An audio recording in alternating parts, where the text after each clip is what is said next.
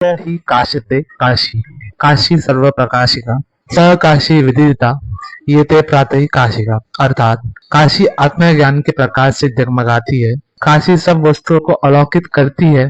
जो इस सत्य को जान गया वह काशी के साथ एक रूप हो जाता है। बनारस ये वही जगह है जहाँ खुद शिव भगवान इस जगह की सुरक्षा करते हैं। हम उस बनारस की बात कर रहे हैं। ये वही जगह है जहाँ हिंदुओं की सबसे पुरानी और इम्पोर्टेंट मंदिर काशी विश्वनाथ है, जहाँ रोज लाखों डिवोटीज दर्शन करते हैं। इसी जगह की एक ही लाइफलाइन है जो है माँ गंगा, जिसे एक मान्यता है कि इसे महादेव ने अपने जटाओं से उत्पन्न किया है। इस गंगा किनारे बहुत से घाट भी हैं जहाँ लोग अंतिम संस्कार, अस्थियां विसर्जन और सारे रिचुअल्स फॉलो करते हैं। कहा जाता है कि काशी में अस्थियां विसर्जन करने से वह आत्मा इस सृष्टि के चक्र से मुक्त होकर उसे मोक्ष की प्राप्ति होती है। यही इन्हीं घाटों पर रोज 300 से ज्यादा बॉडियों का अंतिम संस्कार किया जाता है और हर बॉडी को 3 घंटे लगते हैं जलने के लिए। इन्हीं घाटों में सबसे प्रसिद्ध घाट है माता मणिकर्णिका का, जो एक शक्तिपीठ है, जिसे कहा जाता है कि इसकी सुरक्षा खुद काल भैरव करते हैं, जो कि एक रुद्र रूप है महादेव का। और बनारस को महादेव की नगरी भी कहा जाता है। इन्हीं घाटों पर रोज कई लोग स्नान कर अपनी गलतियों की माफी मांगते हैं।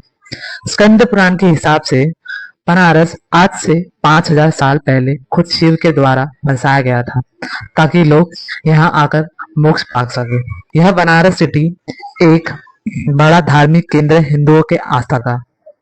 इसी बनारस कहा जाता था 18वीं शताब्दी तक। बनारस हमेशा से ही एक बड़ा केंद्र रहा है लर्निंग, कल्चर, आर्ट सेंटर का, और यहाँ देश विदेश से लोग आते थे वैदिक कल्चर, योगा और लाइफ साइंस के बारे में पढ़ने के लिए यहाँ की बड़ी यूनिवर्सिटीज में। यह हमेशा से ही हिंदुओं के आस्था का केंद्र रहा है। हर साल लाखों हिंदुए अपने पाप मिटाने और भगवान से जुड़ने के लिए हमेशा आते रहते हैं, बहुत पहले से ही। यहाँ के मंदिरों को सबसे महत्वपूर्ण धार्मिक मंदिरों में गिना जाता है। बनारस की इन्हीं घाटों पर कालिदास ने अपनी कविताओं की रचना भी की है।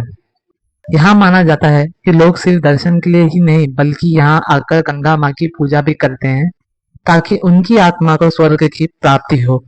पर यहाँ इसकी स्थिति इतनी ही नहीं है। काशी विश्वनाथ मंदिर को कई इन्वेडर्स ने तोड़ा भी और कई बार इसे फिर से बनाया भी गया है।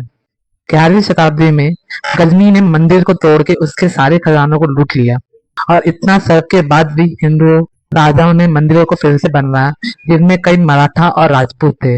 फिर आया औरंगजेब 17वीं शताब्दी में मंदिर को खत्म कर वहां पर मस्जिद बनाने का आदेश दिया, और इस वजह से ज्योतिर्लिंग को वहां से हटाकर के कहीं और रखा गया था।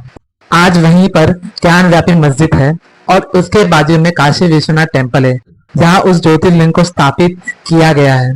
रानी अहिल्याबाई होलकर, जो कि इंदौर की रानी है, इन्होंने फिर से वहां पर मंदिर बनवाने का जोर दिया, जिसके लिए आज भी हिंदुओं ने अपनी लड़ाई लड़ रहे हैं।